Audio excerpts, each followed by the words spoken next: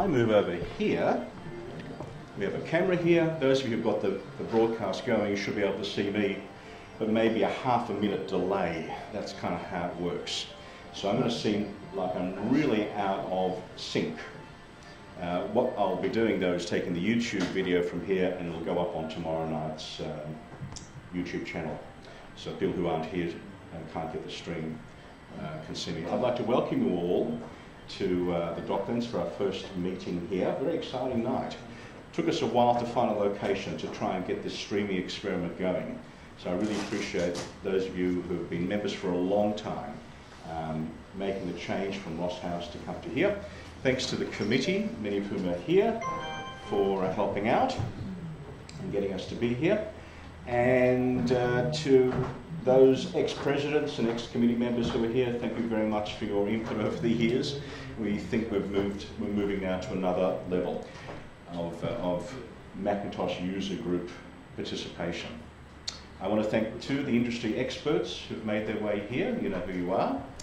And there are some Apple distinguished educators in our group who are also going to start to use this facility in the next little while. So welcome to you, and visitors and guests and all those members who've never really been to an iMug meeting and who've bothered to come out tonight. I hope you found the place okay.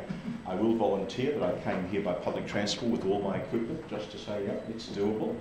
And I hope you found your way here quite readily and quite easily. And I think we will enjoy this as our new home. I want to welcome and invite to the microphone one of our contacts here at the dock who's assisted with getting us the contract to be here. It wasn't that easy, I have to tell you. But I really appreciate his input. So would you make welcome one of our staff here at Docklands, Gil Posnanski. Come over, Gil. Please make him welcome.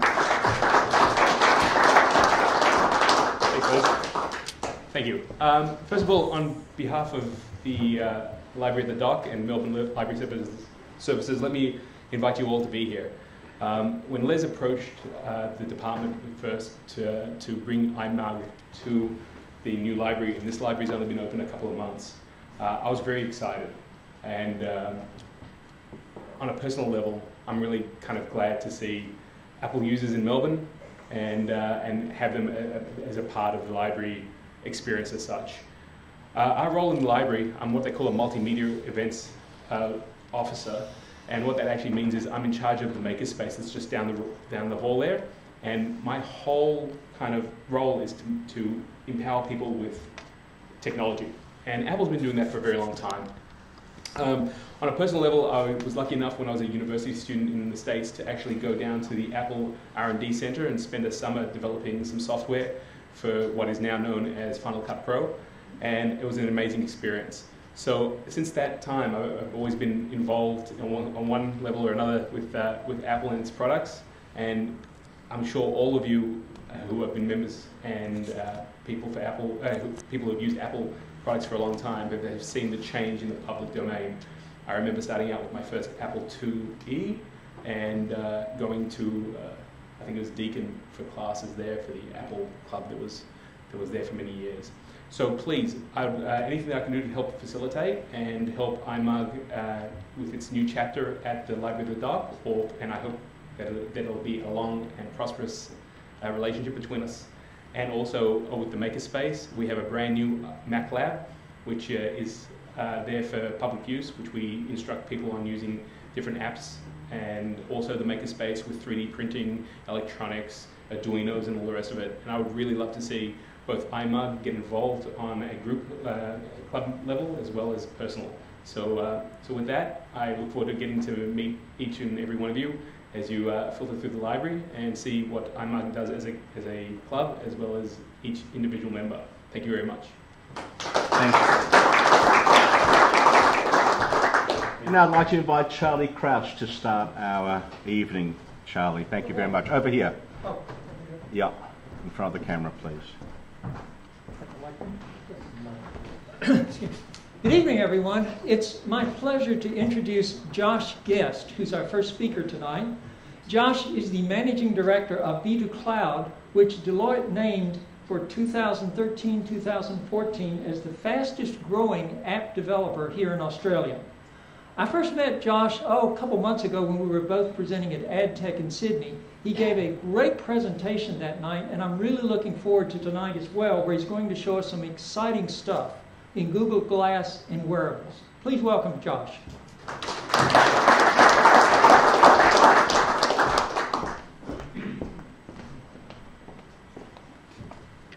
Thank you so much for having me tonight. It's a really nice group, really good group of people. I had a great chat outside. My name's Josh Guest. I run a company called B2 Cloud. We've been around for nearly 5 years now. The company started on the back of the App Store, launched by Apple, and we were sort of in the industry very early on. So it was just me and a developer, and then we found another developer, and today we're a team of 20. By the end of the year, 25, based in Melbourne, building apps for a bunch of really, really exciting customers, the likes of your Telstras and Boopers. Stephanie Alexander, you might have heard of Stephanie. She's got a wonderful book called The Cook's Companion, which we turned into an app, and so it's a beautiful app. And we're sort of fortunate to be on a really exciting trajectory with the growth of mobile and mobile phones, Android, iOS, and the reliance that people have on their mobile. You know, even tonight, everyone has a phone or a tablet in their hands, and you know, globally the numbers are huge in terms of the number of people that interact with the services that they love on a mobile phone or a tablet. So it's a really exciting time for us as the developer of the apps that go onto the devices to be playing in this space. But this space is changing, and who would have thought that in 5 years, you know, we're a dinosaur in the app space. We've been around for a while, and then it's all changing. Like in the last 12 months, you know, the concept of the mobile being a phone or a tablet, it's no longer like that. There's new devices coming through which are considered mobile. I'm wearing one on my face at the moment. It's called Google Glass. There's others. There's smart watches. There's all these other devices. So we're moving away from just a mobile being something that sits in your pocket or a tablet that sits under your arm, but you know, a computing experience that you can wear. And that's a brand new paradigm. And I'll give some examples tonight about, you know, how we're sort of dealing with that. I'll just first go to some of the apps that we've been fortunate enough to build over the years. And an area that we're super passionate about is health. And on screen is an application that we developed for doctors, doctors who specialise in lymphoma, to stage and provide information regarding a patient around lymphomas. So as research gets more and more advanced into lymphoma, a lot of the calculations that doctors need to use to stage a lymphoma is getting more complex. So it uses DNA, you know, your individual DNA to work out staging. And it's actually too much for some doctors to be able to memorize the formulas. So the app essentially is a tool that they can use to be able to plug in information and be able to come up with a very comprehensive report at the end without having to rely on their memory. And it also allows for them to, you know, go into other areas and stage other diseases which they might not, you know, be that fresh on. You know, it might have been a while since they've looked at it. And so it's a really interesting tool, and one it's not for the general public, but it's focused around doctors, and we built that for Peter Mac. Another app which I'm really proud of, I'm proud of all our apps that we built, but one that I am really proud of is this app we built for Villa Maria. And essentially, it's interesting, my mum's actually she's a carer, so she looks after children who have a disability. And one of the biggest challenges my mum has is when she's looking after these kids is where to take them. So what places to go and visit. And so when Villa Maria approached us as an organisation that essentially represents a whole bunch of, you know, carers who look after children who need that extra care, and we looked at, well, one of the biggest problems is integration into the community. So being involved with the wider community, not just going to the same park every time or going to the same cafe, but, you know, going to other places. And so what we developed in partnership with Villa Maria is an app for carers to confidently see other places that they could take the people they're caring for by getting information, not just it's accessible, but it has a ramp which is 12 degrees, or it has an adult change table. And so that gives the carer more confidence in the places that they take the people they're looking after. And that confidence means there's greater exposure for people into the wider community. So it's amazing that technology can empower this. And so what we see on screen now is essentially me taking a photo through my Google Glass. On the top right-hand side of the screen, you can see a text message I received on my Google Glass. And what we're looking at here is that app that you saw in the previous slide won the 2014 Victorian Disability Sector Award. And as one of the most important sort of applications, but not just applications, it was, there were hospitals that this app was, running against in the competition, and this application won. But this for me was a moment where me as a Google Glass wearer, being at this event, receiving a text message from someone at the office saying fingers crossed for the competition, and me at the competition, not distracted by my phone's in my pocket, I've got Glass here, I've heard a beep, it's turned on, and I see a text message right in front of my vision. Whilst I'm interacting still, I'm looking around, I'm not having, my experience is hands-free. So to everyone around, I'm still concentrating and looking, but I'm actually reading a text message. And so this is really this is where those two worlds have collided. This is Stephanie Alexander's app. It's running on an Android phone. Shouldn't have done that, but it's on iPhone and iPad, and it's a beautiful application. But there's another application I have on Glass which helps me cook. So I'm a terrible cook, but the application allows me to use both hands whilst cooking, and also buko. This is a real photo, and I've got the recipe in the corner of my eye, and then I can make a sound like a click, and it will just go to the next step. It'll say, right, braise the lamb, and then the beef, and then chop up the carrots. And I'm doing all that hands-free. I'm cooking. So it's, the hands-free computing experience is very sort of conducive to situations like cooking, also running. And this is a picture of, I was doing a diary for Business Insider, and Business Insider wanted to follow me around for a week and see what I do with Google Glass. And so one of the things I do is I go for runs in the morning, and traditionally I wear a GPS running watch. However, there's an app which I can run on Google Glass which gives me a heads-up display of things like my pace and my elapsed time for my run, and I can even see, I can change the setting and see if I wanted to run at a certain pace. I'll see like an overlay of where I need to be in the next 5 seconds to reach my personal best time. So really interactive information that I could probably do on my phone, but it would probably be a bit uncomfortable. So it's a time when I don't want to have technology in the way. I need it hands-free. It was raining that day, and Google Glass doesn't do so well in the rain. So this is my second unit.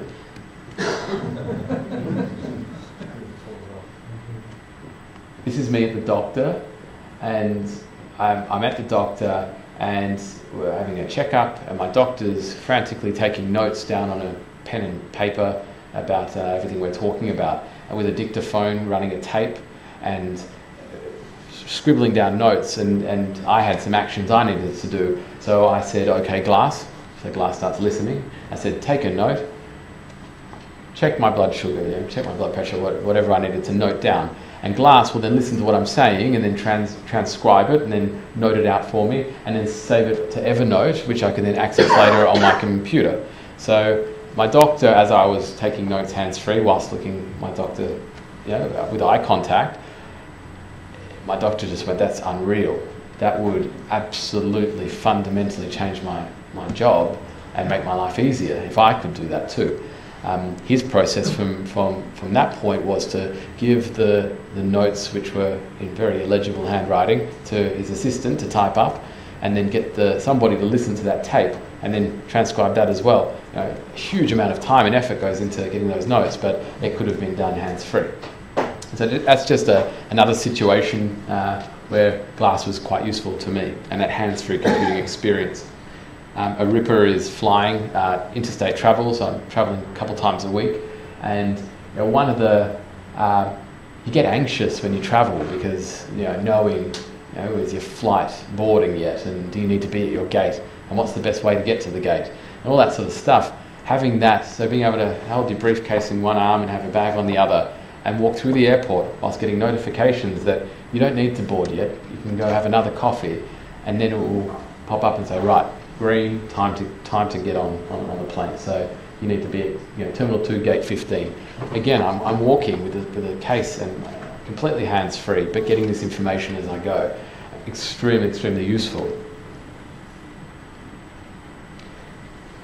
It's the possibilities of wearables, and some of the things I'm going to demonstrate tonight are very exciting, but we just need to, we get a lot of individuals, entrepreneurs and companies come to us wanting to jump straight into the world of wearable technology, have us develop the latest platforms, but we always have to go back to having good foundations, so you can't sort of jump all the way there without having a good base. And so some of the things we talk about when having a good base is, first of all, you need to have an app. So glass and all of these wearable technologies connect to your phone, so you need an iPhone app, and in having any app, any application that users use, having that intuitive user experience is critical. So the experience that you might have in another application, you can it's going to happen in your application. So it's familiar to users.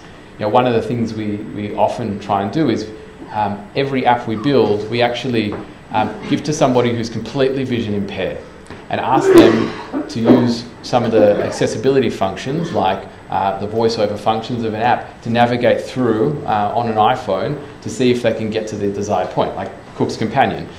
Find a recipe for ossobuco, and then use the app with the screen completely off and find, using just touch and the phone responding to where you think things would be to get through to that point. And with the accessibility settings, you can have the iPhone read out what your finger's currently over, recipes, and you tap, and it will, as you move your finger down, it will start describing. So designing and providing an experience that makes sense to somebody who can't even see the experience actually provides a much better experience for the rest of us, everyone else. So that's critical. Familiar user interface, so that's the look and the feel. Needs to feel like an Apple product. It needs to have that quality, and it needs to have the experience that you'd expect if you were using any other app on the device.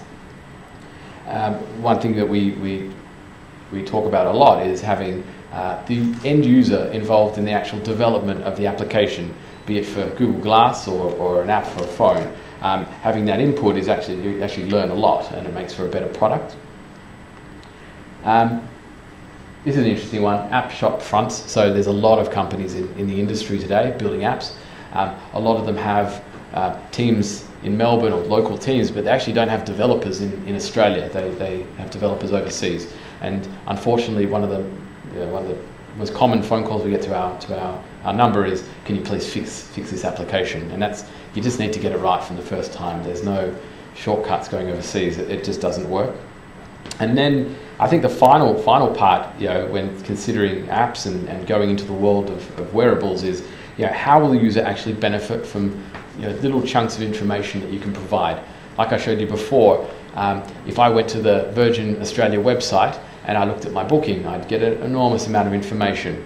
And then if I used the app on my phone, I'd get less information. And then as I use it on my Google Glass, where I can't be reading that much, I need just very short, timely bits of content, I get even less. So it's all about thinking and funneling down how information works from the desktop to the tablet to your phone, and then to glass and smartwatch, and I don't know how small it's going to get, but it's getting smaller. Smartwatches. So this is a really interesting space. So one of the first sort of popularised smartwatches that we saw was on the back of a crowdsourced funding campaign, and it was called the Pebble. And the Pebble was a black and white e-ink display and connected to your phone, and essentially all your notifications from your phone, like a new email or a phone call, would actually appear on your wrist. And that's actually quite it's quite interesting, because you don't always have to have the phone out of your pocket, and I think that's There's so much, and I can tell you firsthand, we see how much time people spend in apps, in the apps that we develop. It's hours and hours a day, like solid hours, solid 3, 4, 5 hours a day. Some people spend in apps. And a lot of the time, that time spent in an app doesn't need to be in an app. It's just the phone is vibrated, you pull it out of your pocket, it's a text message, and you open it up and you read it, and then you go to Facebook, and then you go to LinkedIn, and then you read another email, and you're just absorbed again. And so the concept of having a wearable, a watch, means that you get a notification and it buzzes, and you look at it, you read it, and you put it down, and you continue with life. You don't have to be completely absorbed. And so one example, this is one of the LG smartwatches, which was released only very recently, and I'm at a cafe, and as I'm at the cafe, my watch vibrates as I'm ordering, and this is not staged or anything like that. I literally open the menu, watch vibrates, look at my watch, and now it's suggesting to me the sort of food I should try whilst at this particular cafe. Foursquare, which I have on my phone, knows my location, and it knows it's breakfast, and it knows I haven't moved for a while, so I'm likely ordering. So therefore, show me a notification. And it was actually perfect. I tried it at the Achai berry bowl, and it was lovely. And I could have gone through the menu and tried something else, but this saved me a little bit of time. So a very timely, relevant notification that I got on my watch, which is cool. They're all square at the moment. They're going to be round, so that on the top right is an example of a round smartwatch, a little bit more fashionable than the square, sort of clunky one. And then down the bottom, the colourful ones are just some fun mocks of iWatch, but they're not legit. And another smartwatch on the far right-hand side, which is coming through. Again, looking more like a watch, and you can imagine a world where you go buy a tag and you have an option when you buy that tag that you can have the smart component, and it works like a normal watch, but when you tap it, a screen appears, and it's a transparent display.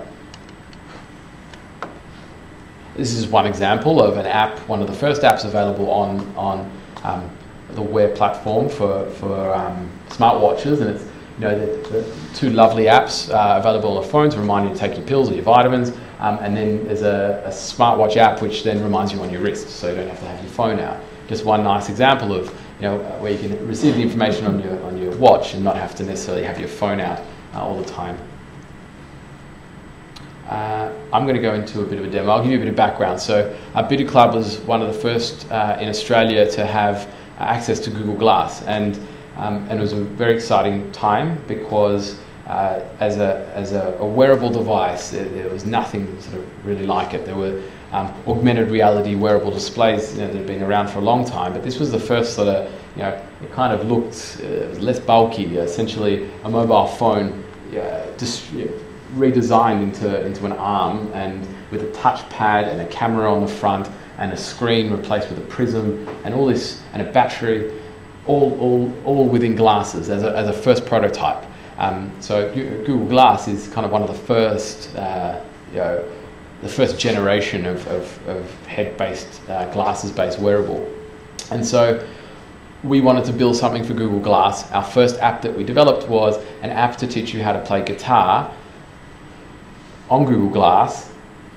We're seeing all the notes coming through just in front of your eyes, and so you can look down and play guitar and learn guitar whilst you're just looking at Google Glass. So you're not distracted, you're not turning pages on a book, you don't have an iPad out, moving things around. You're actually doing it hands-free, and it's a really great way to learn. That was our first app. Our second one actually happened when we went to one of our customers, Telstra, and we sat down around a table and we said, well, what could we possibly build that as a wonderful demonstration for Google Glass and what it could possibly do. And we actually came up with, because one of the members of the team was vision impaired, and her name is Kelly, and that's Kelly on screen. And Kelly said, if you could use, or if I could use Google Glass, when I go, she said one of the biggest challenges in life is when she goes, she's got a guide dog, and when she goes to the bathroom, knowing if it's the male or female toilet. So the dog sort of knows the general area of where the bathrooms are, but doesn't know if it's male or female. And Kelly will traditionally just have to wait for someone to walk past and say, excuse me, can you tell me if this is male or female? She said, if I could do that without having to ask someone, so I could keep it personal and I didn't always have to rely on somebody else, that would change my life. quite a challenge, but we went away and did some research and built some prototypes and gave Kelly the first prototype of this app that we built for her for Google Glass. And the way it worked was Kelly put on Google Glass, she grabbed her guide dog, which took her to the general vicinity of the toilets, to a door in the Telstra building, and all Kelly had to do was she had to look towards in the general area of the door and say, "Okay, Glass, what's this?" And that would then trigger Glass to open the app, take a photo of what's in front of her, send it off to a server, do some clever processing, and read out to her through the bone conductive speaker a description of what she's looking at. And it came back with, "It's the female toilets." And she dropped her dog and she said, "That is unreal, unreal." And then we proceeded to, she pulled out of her bag, she said another challenge she has is when she drinks Up and Goes for breakfast in a Prima. And she said, often when I pull out my Up and Go from my bag, I don't know if it's strawberry or chocolate or vanilla. Most people can see the packaging, but she doesn't know. So she puts the straw in normally and she just tastes it and it gets a surprise. But this time she pulled out her Up and Go. She said, "Okay, Glass, what's this?" "It's a strawberry Up and Go." So really, really nice, nice example. So let me, I'll do a demo of it. Just bear with me. What I'm going to do is I'm going to plug in Google Glass into my laptop, which should give you a display of what I'm seeing on screen live.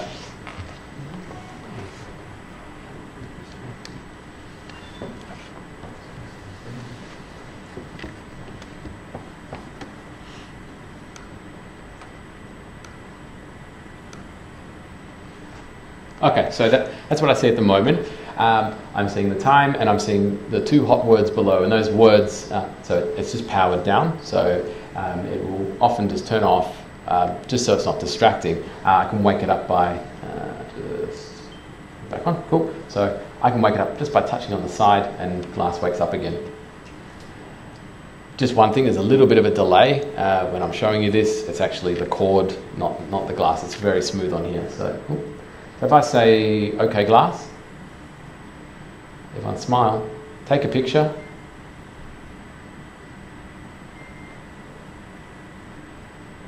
There you go. So again, I'm just, without having to use my hands, I can take a photo.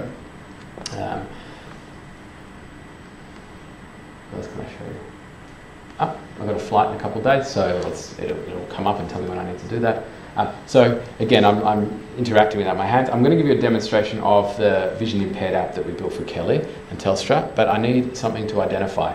And let's show that this isn't staged. Who has something that I can use to identify?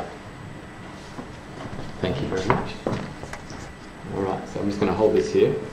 I'm going to say, "Okay, Glass, what's this?"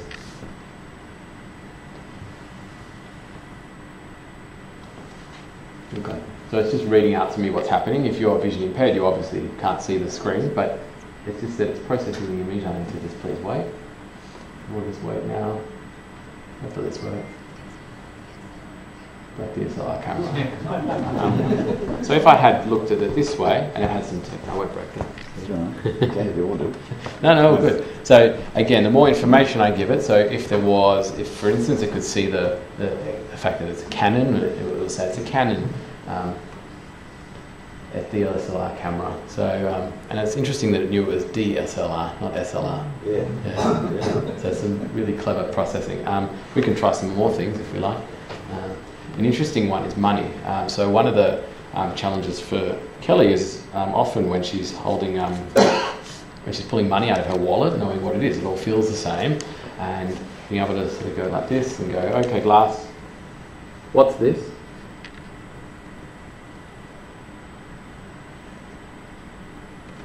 So you'll see that we've got a lot of weird lighting happening, and yeah, it's not a great image. It's a very wide-angle lens on Google Glass. Because there's no real viewfinder, it's just sort of taking contextual photos, but we'll see what it comes back with. 5 banknotes, so didn't know it was $5, I didn't know it was an Australian $5 banknote, but it still knew it was a 5 and it was a banknote. So again, that's another example of how that's quite useful to somebody who's vision impaired and how it can help their lives. So I think it's interesting because it's got a lot of attention, this application, and to the point where even guide dogs, official guide dogs organisations said, I wonder what this means for guide dogs. Could guide dogs be redundant one day because technology could replace them? And it's not to say that that's happening anytime soon, but it just shows that technology can play a critical role, and especially technology like wearable technology and Google Glass can play a critical role in these sort of situations. So there's some more examples. Vegemite, Craft Vegemite, pretty good. Another app that we then built was one for somebody who is hearing impaired to be able to have a conversation and be able to see the words from the conversation appear on glass. So this is particularly useful for. We had a gentleman by the name of Peter who was hearing impaired and who had a cochlear implant, and he said situations like at an event like this, when there's networking outside, it's very difficult for him to be able to have a conversation because the background noise often confuses his cochlear implant, and it creates. He actually probably would have trouble coming to an event like this. He'd probably stay away. But he said that if he could just have a face-to-face conversation with someone and see what's being said, and sort of take away some of the noise that's happening around and see it on glass, that would be useful. And so we used Google's voice recognition engines to then produce an app for Google Glass where Peter could see what all the words that were being said on Google Glass Live. And so as the words were sort of happening, it jumps across. It's not perfect, like it does get the odd word wrong, or if the person you're speaking to mumbles or something like that, it won't grab the word, but it's much better than not having it. And what's interesting is we did a little demo at the office because we wanted to know, well, I wonder if two people had Google Glass and they spoke different languages. Could one person speak Japanese and the other person speak English, and then could the words all be, could I see the translation on mine and vice versa? So we could break down the language barriers, live using something like this. So, they're just some of the things we're tinkering with at the moment, and the possibilities are sort of endless. And I think we are probably some time off to a world where everyone's wearing, a pair of Google Glass. At the moment it's still quite big and clunky, and it's not completely socially acceptable yet. I still get a lot of questions about it. Things like even tonight. Are you filming? Are you taking photos? There's a lot of probably just socially some things we need to get past before it's widely available. But there's still specialised applications for in healthcare, for doctors, for you can name any industry where something like a wearable computer could really change that industry. So it's very exciting times. We're sort of at the very early stage now, but it's definitely a space to watch, and it's very exciting. That's it from me.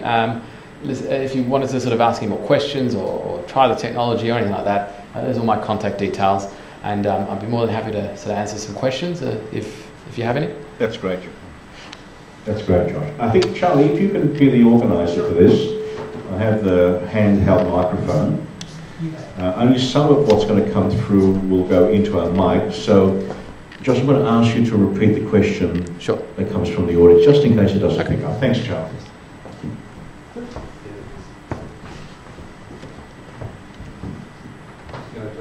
Just on the visually impaired thing, does Google Glass do a location and therefore a map and therefore give directions to people who Yeah, so just repeating the question around with the vision impaired app for Google Glass, do we pull things like the location to give context about what's around the user?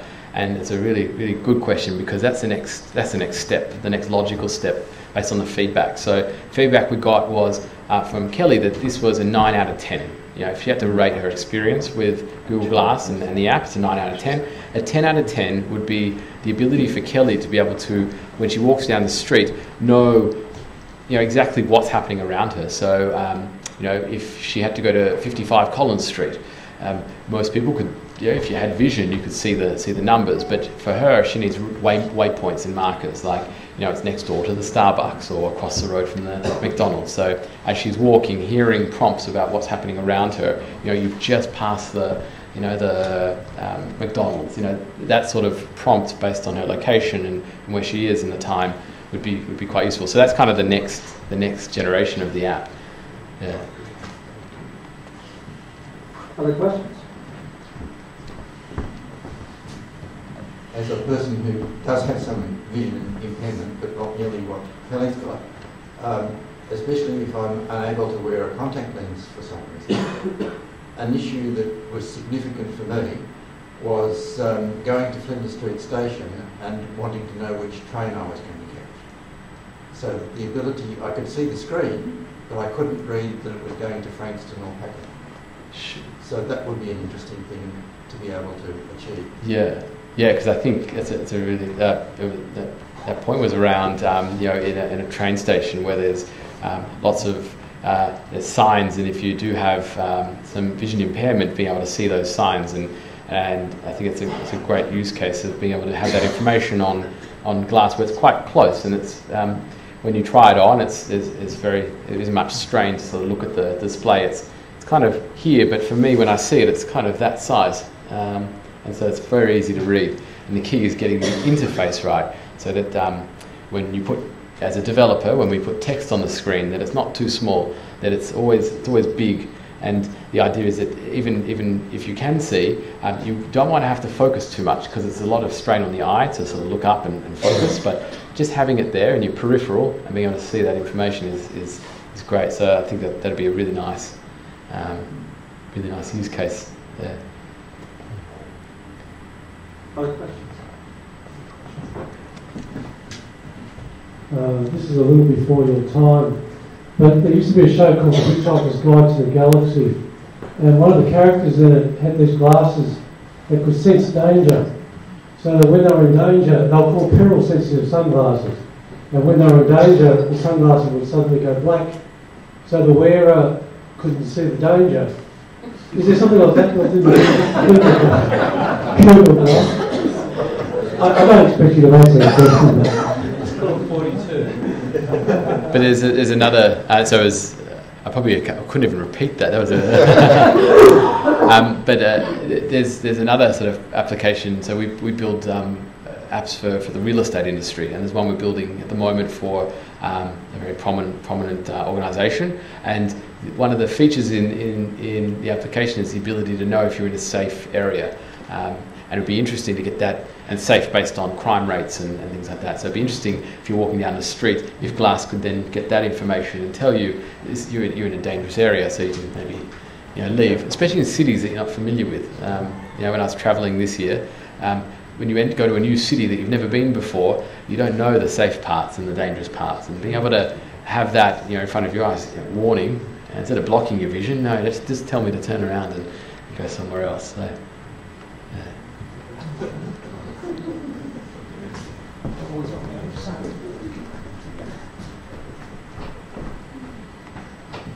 Hi.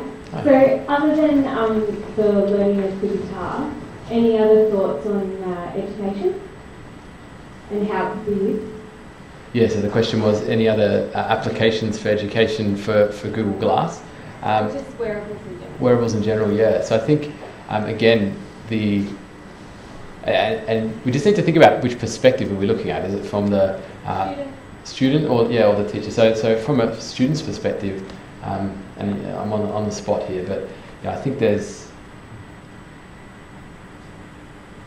definitely opportunities for in the learning sort of environment. You can imagine having something like glass on, and I don't know if this happens, but are iPads and tablets distracting to students, or are they always useful? And I think there could be times when not looking at the screen but looking up and having the information come through something like glass, as opposed to looking always down at a screen. I feel like maybe we lose a bit of that. We lose a bit of the just looking at the world around us, because screens are so prevalent now. So maybe there would be an application for students to be able to receive that information. Even just like the so it's interesting. Even with the app for the hearing impaired, getting words that are being said and storing them on glass. That's actually interesting when you give it to somebody who isn't hearing impaired and has might be in a classroom or in a lecture theatre, to be able to get the words that are being said and having them stored in your Evernote. for example. So I can then keep a record of what happened in that class, a personal record, and then take it away for later reading. So maybe that's a way that, just one way that it could be used to record the, what's happening, because I guess you have notes and books, but they don't cover things like what's being said in class, being able to capture that.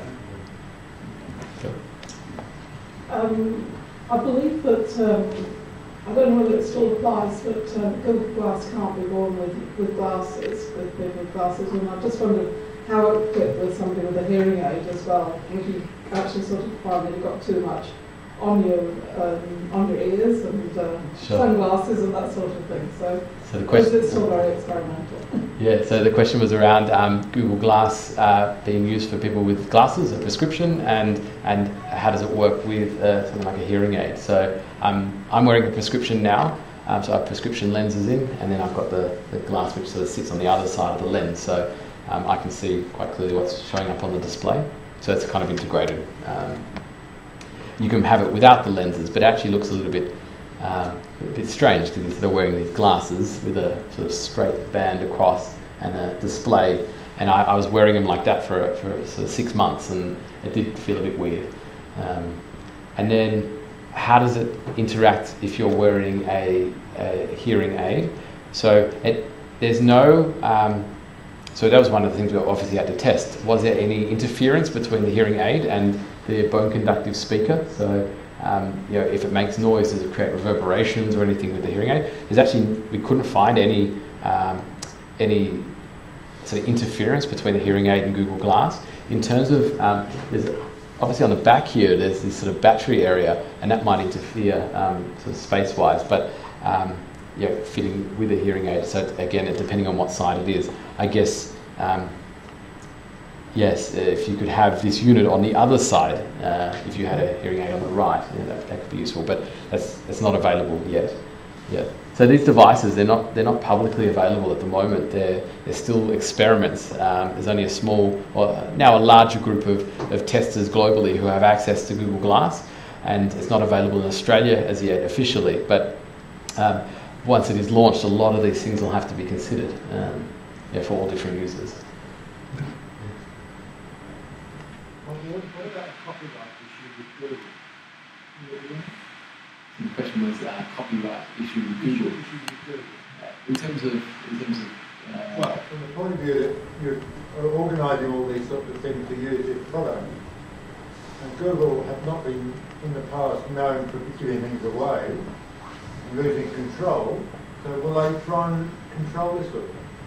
Yeah, so this is actually, so the technology is from Google, and the work that we do, obviously, we do work with Google in producing this stuff. So, it does need to be a sort of symbiotic relationship with the technology provider and the software developer.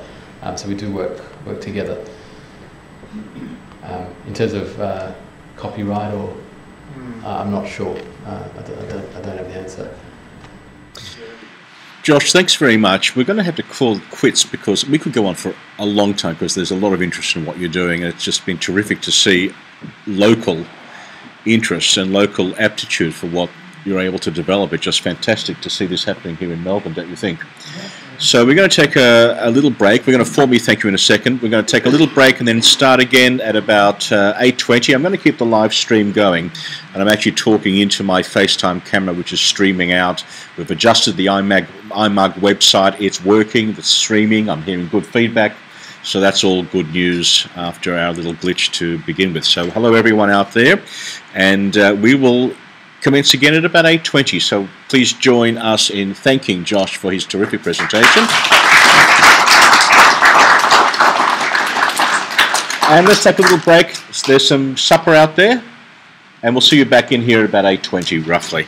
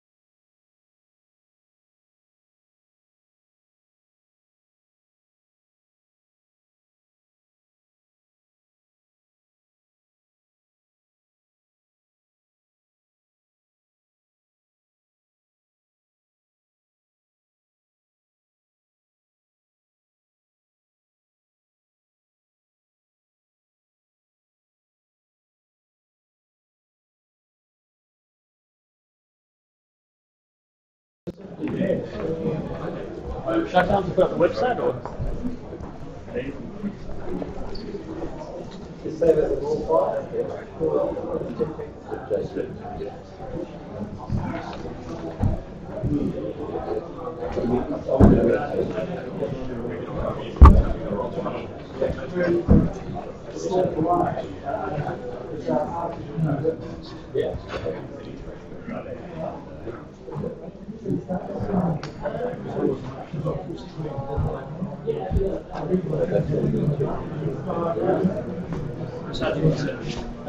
YouTube's.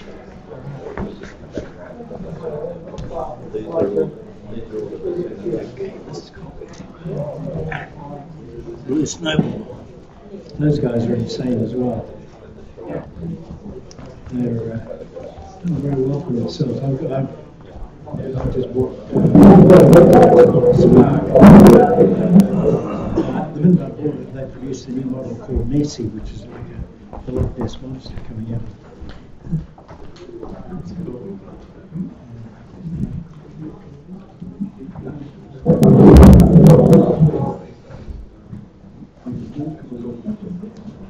Is that okay?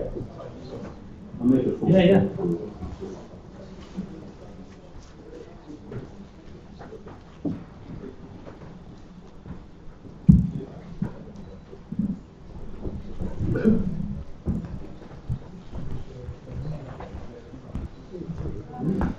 So just to let you know, this is the live stream coming in.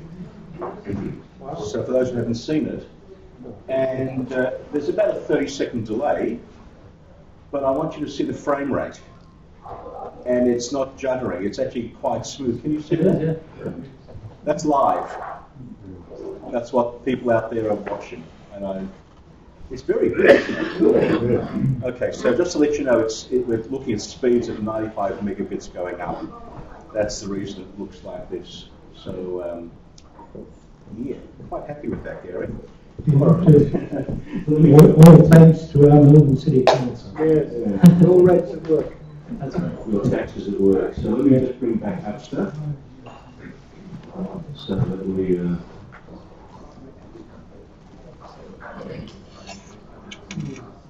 There we go. How's that? It's good. So, why is it pink, Lev? What's that? Why is it pink? I don't know. I don't know. You want to earn $25?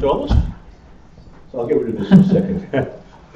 Charlie, you can come here and stand here so that the camera can pick you up when you do the introductions. Is that all right? That's fine. You speak up quite loud.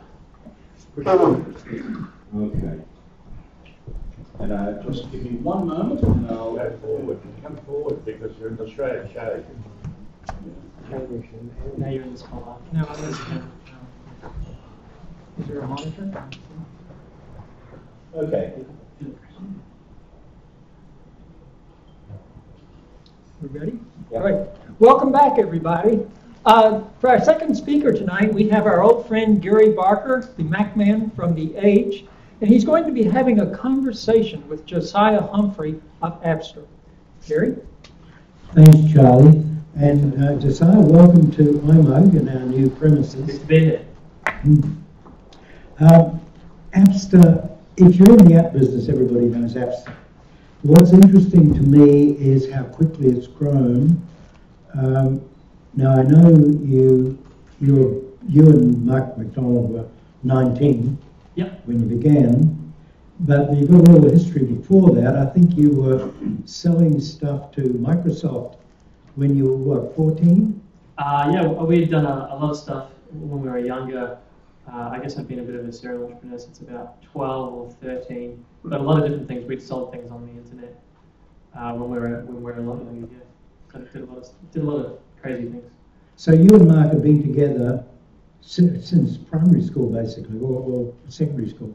Well, so he's the co-founder of Apster as well, and he's the one with the bad hair. He's the one with the terrible hair. I like to say I'm the beauty, and he's not. I'm the brain as well. He's not.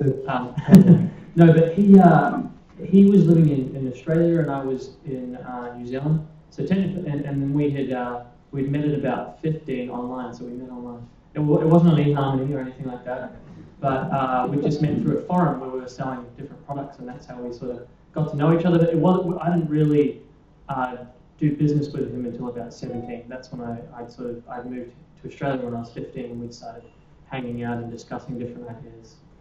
And then you went to Monash, I think, didn't you? No, I went to Mount Erin, so in Frankston. So this is not. I didn't even go. I had dropped out of school at around 17, I think. You did a Steve Jobs. I didn't even go to university, so maybe even worse than him. Yeah.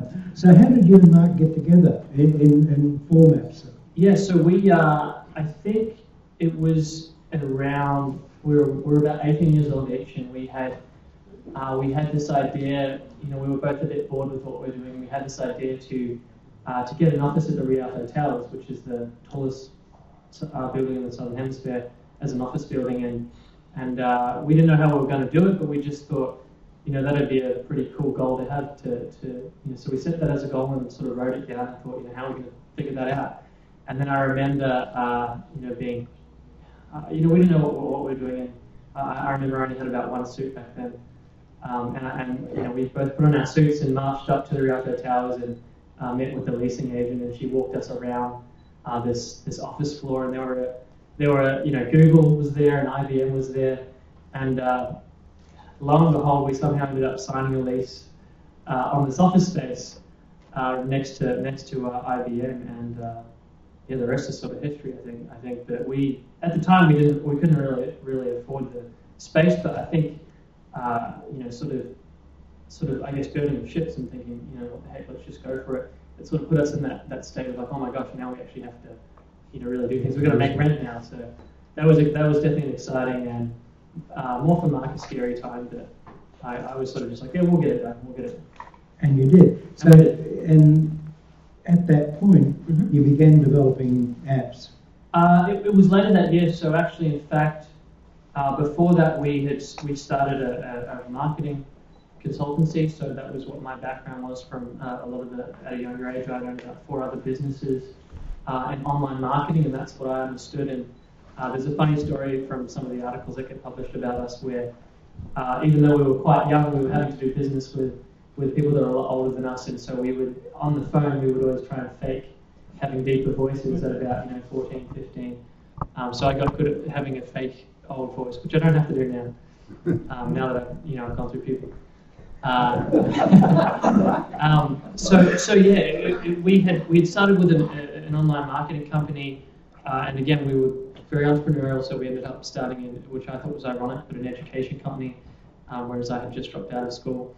And we did that for a little bit as well and saw some success there. I think in the space of about 30 days, we ended up taking market share of that space, which made a lot of the other companies quite angry.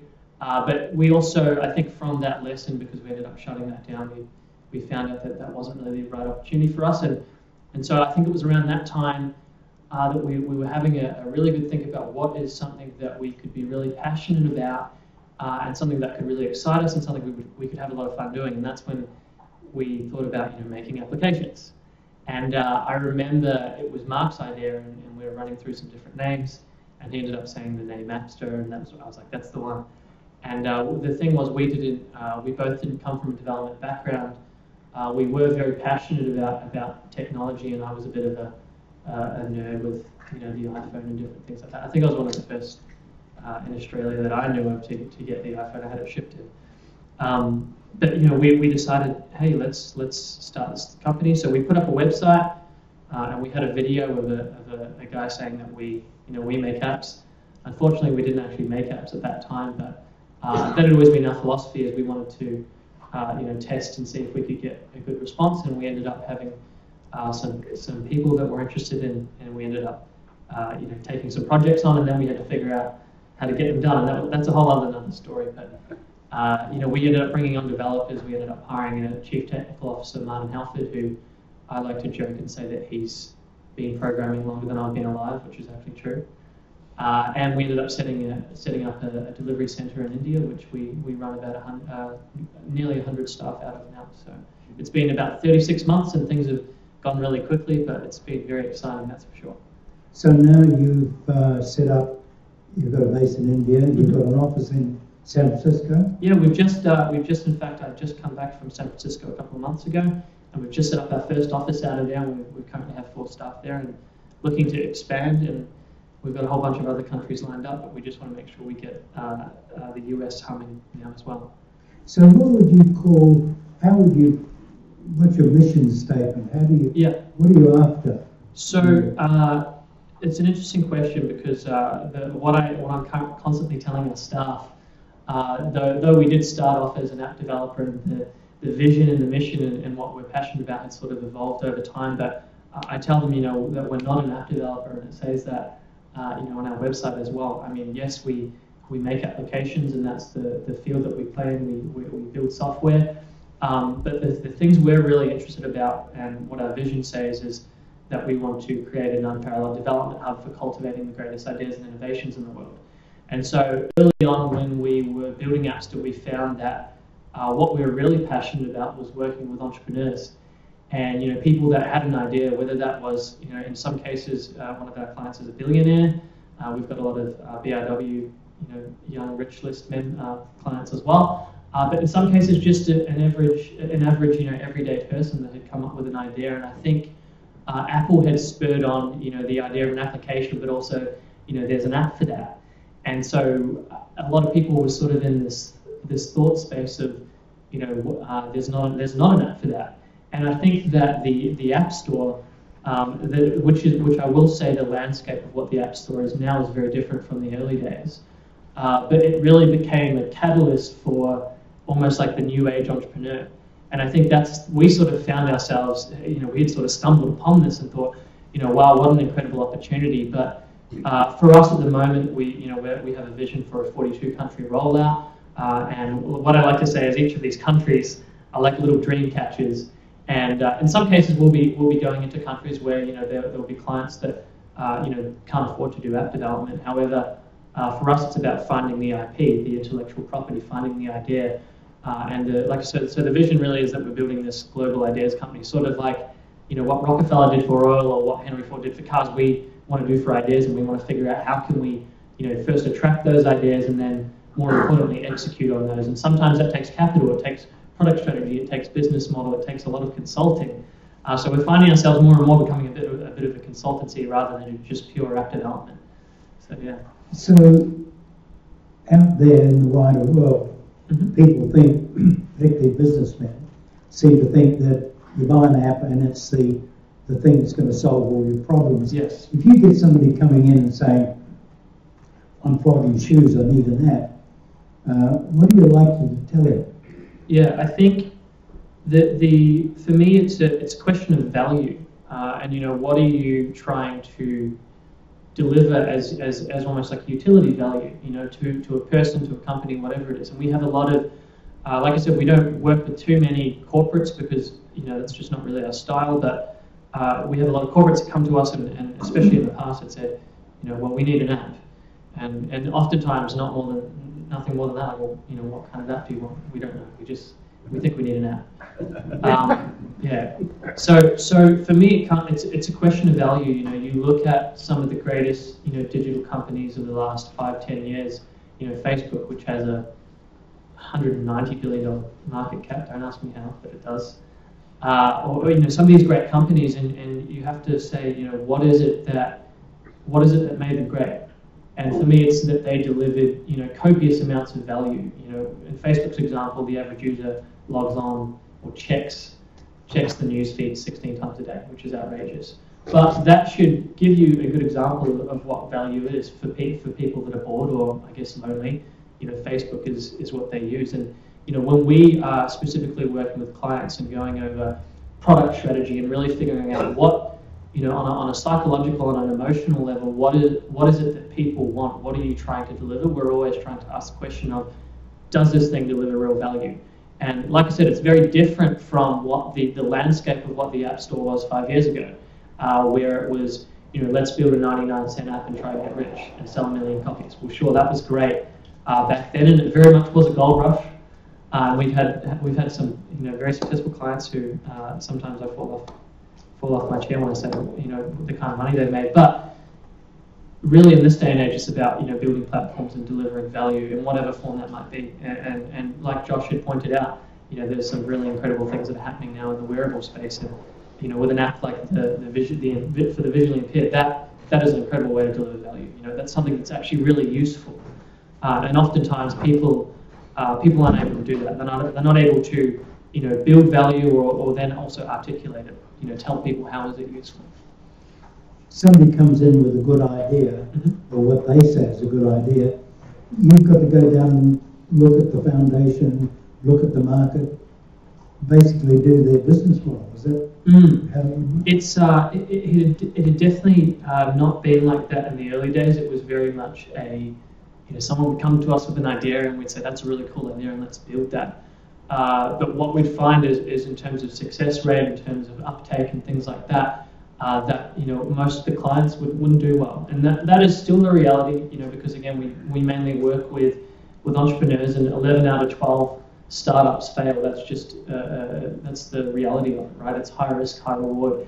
But we had found over time that, and like I said, instead of rather us just being an app developer, we ended up really becoming a consultancy. So we created this process now, which we call Rapid Concept Workshop, which is a 3-day intensive where we take in a client and we probably hear, probably around 100 ideas a week out of Australia. And, most of those are bad ideas and a lot of people don't like to hear it. But we like to be blunt because, we obviously we don't want to waste their time and not waste ours either. But, if we think an idea has potential, we would then take it through Rapid Concept Workshop, and that is, like you pointed out, Gary, it's looking at business model, it's looking at competition, it's looking at how do we create the value, how do we articulate the value, it's looking at how do we build something that we call habitual dependence. So that's how you build a psychological dependence on an application.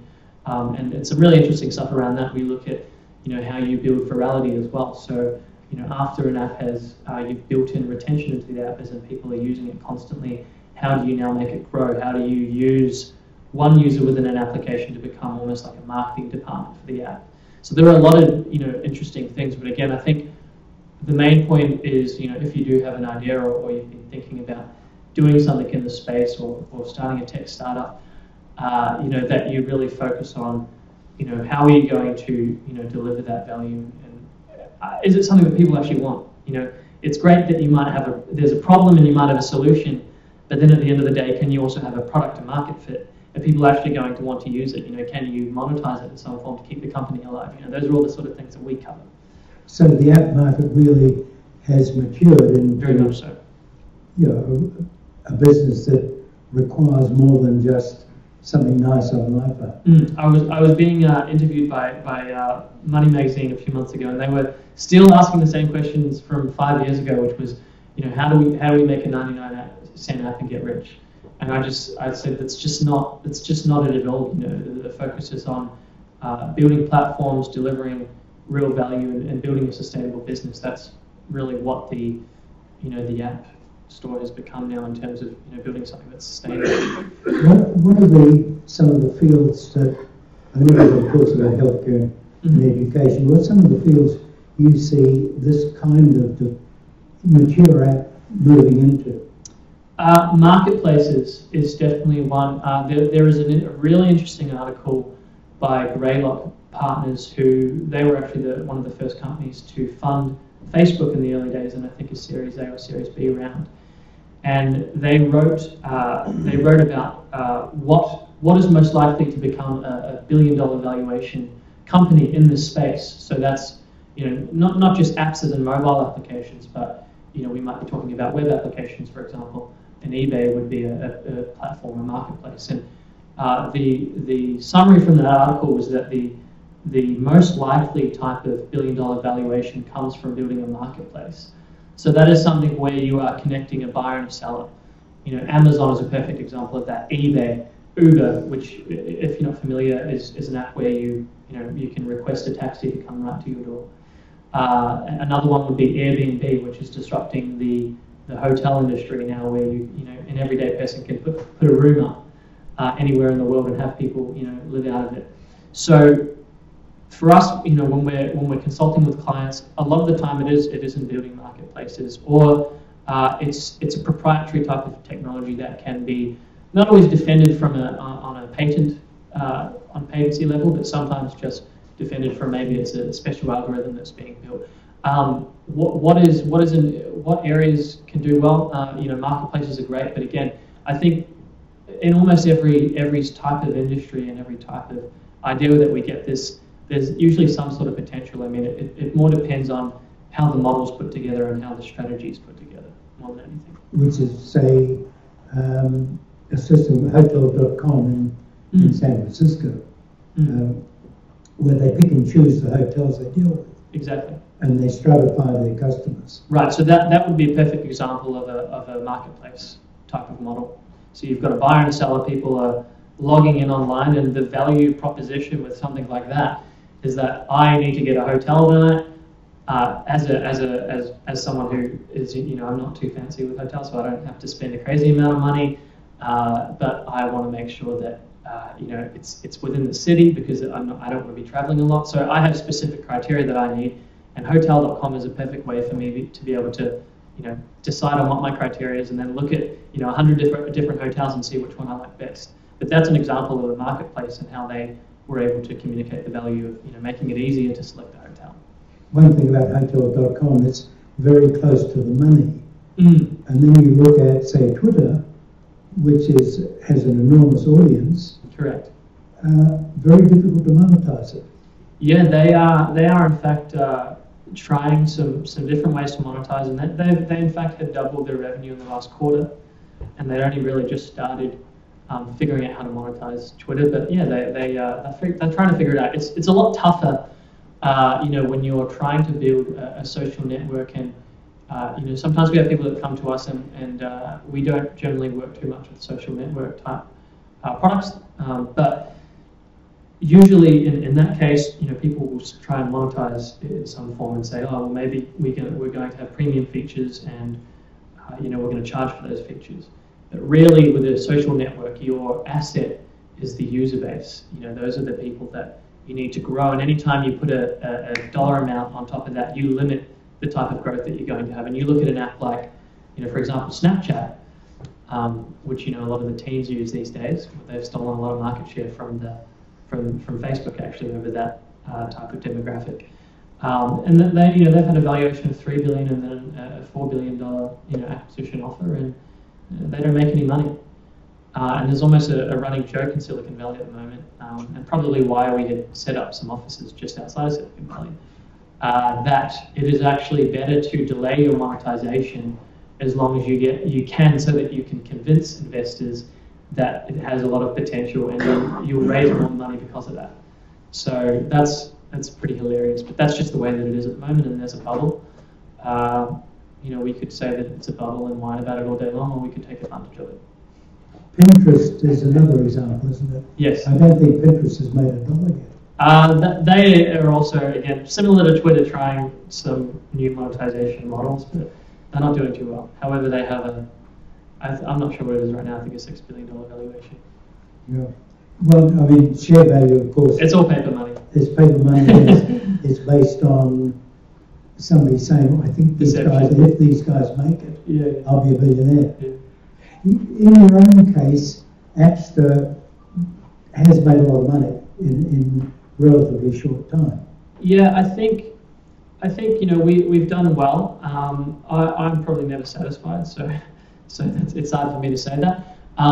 Though for us, what we're really, our mission statement says it very clearly: challenge assumptions, disrupt the status quo, build things that change the world. That's why we're always looking for game changer ideas that we can, help people execute on and hopefully, make a commercial success as well. But really, for me, what do I define as success? It's the fact that, we could really build a brand that's synonymous with innovation and disruption, and be responsible for, helping, whether it's an average person that has an idea, or maybe it's a successful entrepreneur, but be responsible for helping them, innovate and bring out a new technology. And we're not just interested in software. We're currently, working with some hardware stuff at the moment, and we in fact run our own internal projects as well. So I think, what we're really passionate about is, making sure that we can help facilitate innovation in whatever form that is. And in some cases, For us, we have two parts of our business really: the service business, which is Appster. We work with a lot of clients, and we make money as a fee-for-service company.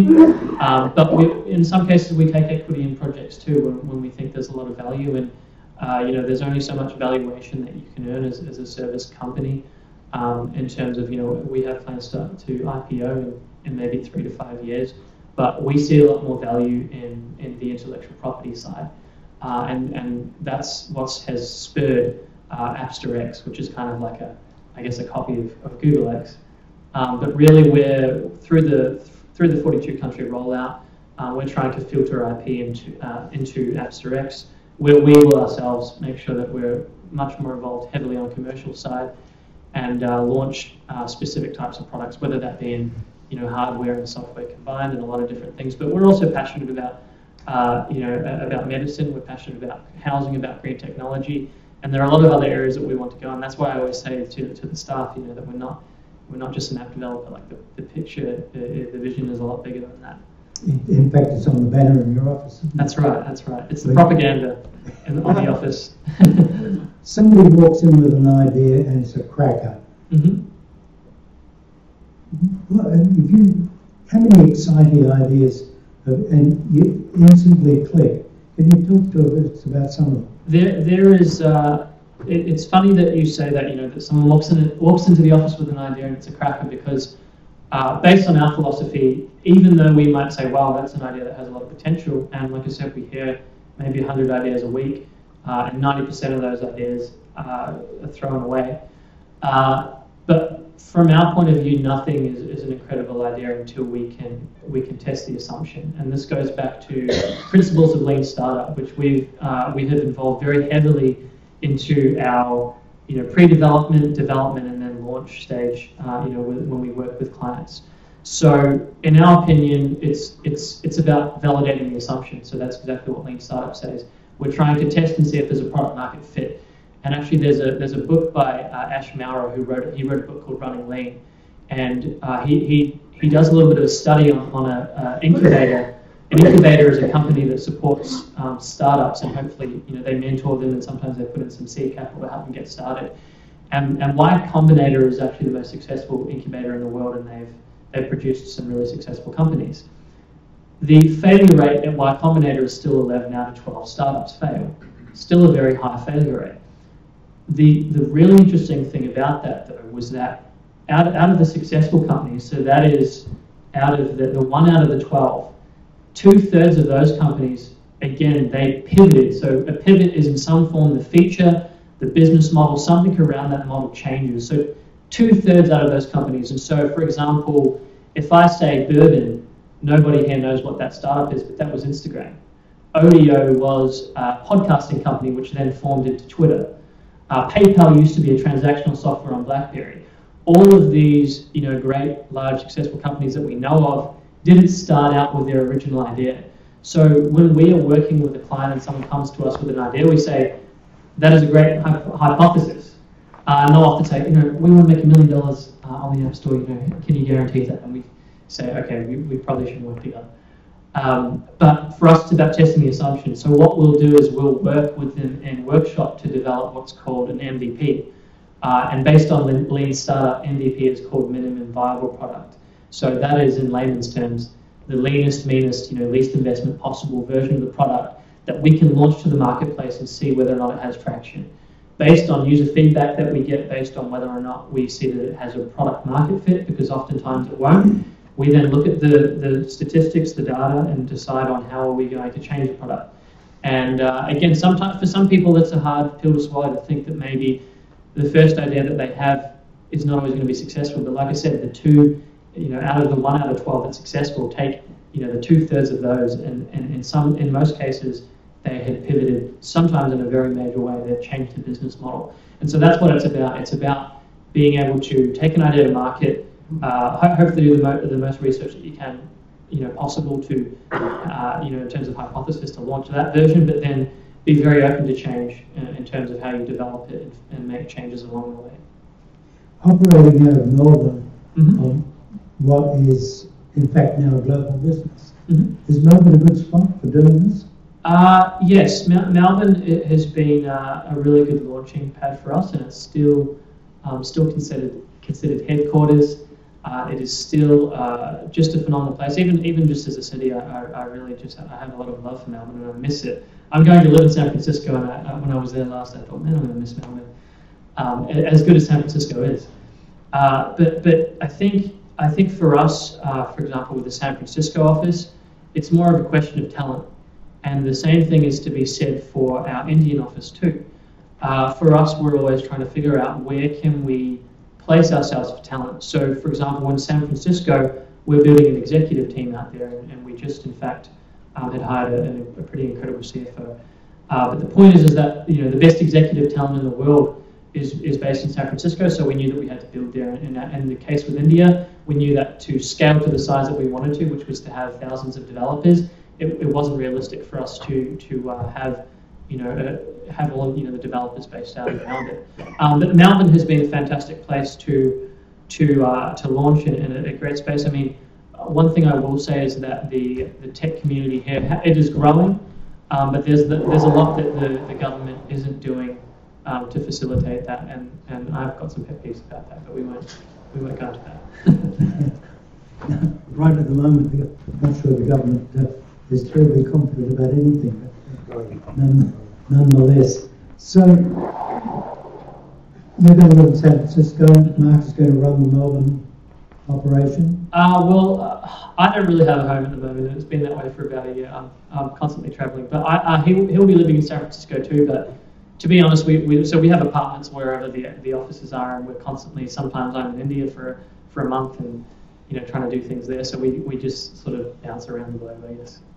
How do you manage that? I mean, that must be tough in some respects. Yeah, I think I always get asked that question about work-life balance, and I think I'm young at the moment and I do work 16 hours a day, and so that's probably hard to believe for a lot of people, but I love to work, and for us, for Mark and I, we're so excited by the vision of what we could be doing, and really, if we could be responsible for helping, drive, great innovations, for the next 50 years. We, in fact, had signed a 50-year commitment on our shareholders' agreement that this was all that we were going to do. Maybe it probably is very naive to say, but, it's something that we're really committed to, and in my opinion, it's my mission in life. So I don't, for me, it's I don't have work-life balance. Work is my life, which is probably really sad to say, but I'm just so passionate and so excited by what I'm doing. I leap out of bed every morning, and I can honestly say that it's not work for me. I just love it. I love it so much. So work is a lifestyle. It is for me. It is. My girlfriend doesn't like that, but she's learning to adjust. That's the rules of engagement I told her that. Yeah. Susanna Humphrey, I'm not sure I envy your life, but it's got to be exciting. It's got to be rewarding for you personally. Yeah. Where do you see yourself in 10 years, 20 years? For me, and I see it clear as day because I think about it every day, and I'm constantly dreaming. And that's our fourth value actually at Appster, is that we are dreamers and we create the world that we want to live in. And so I try to make sure the staff, can dream with us as well. But we want to make a company that's, known with the Microsofts and the Googles of the world. And I'm really inspired by Bill Gates and Larry Page and Sergey Brin. They're some of my heroes, and some people I'd absolutely love to meet. And we copy a lot of what they do because especially one thing that I learned from Google is really how obsessed they are with in terms of finding great people, and we've tried to do the same thing now. That they've done, obviously not to their level because they've got a few more dollars in the bank, but that's what we aspire to. And like I said, I mean, when I was 14, I was telling people that I wanted to be a millionaire when I was 21. They didn't believe me then.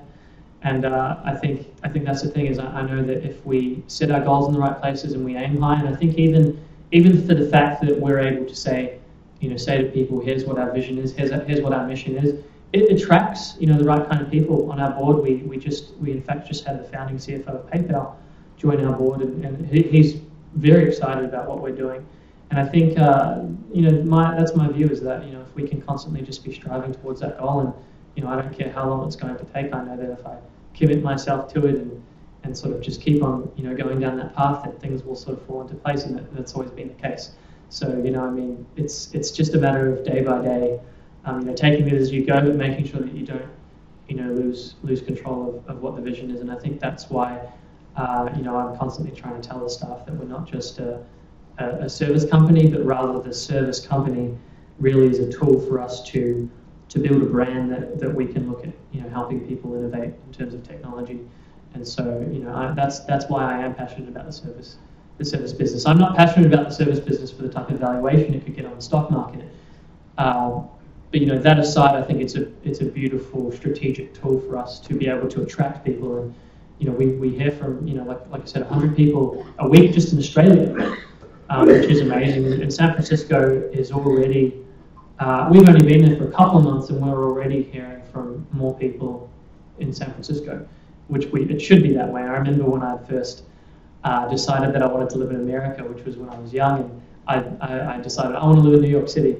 And the management team had said, Josiah, New York City is probably not the best place for you to live. I mean, strategically, Silicon Valley around the tech community is a much better place. And I said, I don't care. I want to live in New York. I want to have the New York dream. I mean, that's what I'd always dreamed of. So I went to New York, and I found a great apartment, and I was ready to sign it. And I thought, you know what? I mean, I'll go down to California. I'll go to Silicon Valley. I'll go to San Francisco. I'll just check it out. I'll see. I call them the grey hairs on the board because they stop us from doing stupid things. But so I went to California, and I would walk into a Starbucks, obviously, and I would sit down, and there would be three different conversations going on. I would be listening in, and I would hear them talking about the next big thing that they were working on. And then I'd be walking down the street, and I'd see a bunch of guys walking home, and they'd be talking about the great idea that they're working on. And I'd be on a train, and I'd see someone writing up a pitch deck to talk to investors. And then by then it dawned on me that, oh my gosh, okay, well, as much as I love New York and it was a beautiful city, I'm like, well, I have to live in San Francisco now. And so that just ended up being what we had to do. Some sacrifices have to be made. Exactly, but San Francisco was amazing, and I'd been there for about a month, and I'd met so many incredible people, and we'd met the founder of Airbnb, and a bunch of very successful people, and it definitely is the one place in the world where everyone has an idea and everyone's trying to do something. It's a very exciting place, that's for sure. And youth, of course, is no impediment, and failure is no impediment. It's funny now because what used to be such a downfall for me in my younger days, I'm still young now, but it was being young and people being very skeptical about that. But especially you have Zuckerberg now that was a billionaire at 23. People are more they don't mind now if you wear a hoodie. I still like to wear suits, but there are so many young people doing so well over there, and it's just phenomenal to see that happen. And the talent is all around. And amazing. It's a talent magnet anyway, isn't it? Exactly. It's the best people in the world are based in San Francisco. And also Melbourne. And also Melbourne. Josiah, thank you very much. We might throw the room open for questions. Anybody would like to ask Josiah his recipe for success? What do we do for kids like you at school? Can you elaborate? What do you mean? Well, I'm a teacher. Yeah. You dropped out of school. Like, what would have kept you there and still made you like to be successful? When I went to school, I was still top of the class, and I'm just naturally competitive, so I always wanted to be at the top of the class. But I think in some cases, we might have to admit that the traditional schooling system might not be for every single child out there. Certainly if you want to be an accountant or a doctor, obviously you need to go to university to do that sort of thing. I think it'd be risky, to operate without having done that. But in some cases, for someone like me, I honestly felt that it held me back in a lot of ways. And I had, I was running businesses part-time, and I'd already been making a lot more money than a lot of the people that were teaching me, and I thought, this just doesn't make any sense to me. So I think it really would come down to how a child would, limit themselves in terms of their mindset. And in some cases, if that child really did believe that, you know what, I don't need school to succeed, and that was my opinion. To be honest, I wish I dropped out earlier. It's when I really started having free time to do all the different things that I wanted to do. But in some cases, you know, it's not going to be for every kid out there. And I think, you know, we can look at, you know, some of the greats, you know, Bill Gates, Steve Jobs, Zuckerberg, and say that, you know, they in fact had dropped out as well. And you know, success is not always determined by what school you went to or going to school in the first place, I guess. And the common thread in all the names you've just mentioned is passion for what they saw. Yeah, I mean, they people might have told them differently, but they knew what they had seen in their minds, and they chased after that. And you know, no one was going to tell them no. I mean, you know, they would find a way to do it, whatever that way was. You found a way. Thanks for coming and telling us about it. Thank you. Thank you very much.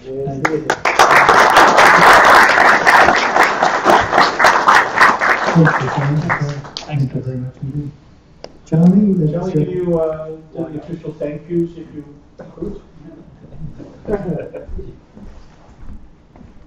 Am I in the camera now?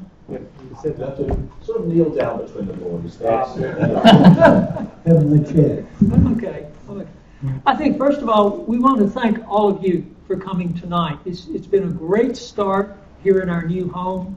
We're certainly looking forward to having more meetings here and more great presentations like we've had tonight. So we certainly look forward to seeing you coming again. I think we also need to thank Les, who's been really doing well with the technology tonight. It seems like it's working great, and we're certainly looking forward to being able to stream more of these meetings out. This is certainly a new experiment for us, and I think we're very pleased with the way it's gone tonight. I think we look forward to more of that. Thanks, John. Now, Ian, are you here? I am. Ian, have you got next month's presentations set up for us that you can mention? Yes. Come down, because I've got a graphic organised for you. So if you can do what Charlie just did, if it's possible, and just sort of kneel between the boys. I'll sit on the virtual chair. Virtual chair, that's be careful of your knees. Peter Stagg is talking next month. We've had Peter in the past. He works for the Bureau of Meteorology, but he's going to talk about free apps for enthusiastic photographers. And Michael Ward, who is a FileMaker Pro expert, spoke to us in March. We actually had Michael for the whole of the session, and he still only got a very small way through FileMaker 13, and he's going to continue that discussion, particularly with mobile tablets and so on, the relationship between FileMaker 13 and the things that it can do. So again, next month, 2 excellent speakers. So if you're not here tonight, come and join us next month. Thanks so much, Ian. And to all our viewers, I'll say goodbye to you using our FaceTime. Thank you for being a great audience. I hope you enjoyed coming out to the dock for the first time. And we'll see you next month, sharp at about 7 o'clock, 6:30, 7 o'clock, and we'll start our broadcast about 7:15 or thereabouts. For those of you watching, please send us emails so that we know how well this went, sound and video. And we look forward to speaking with you next month. Thanks, everyone.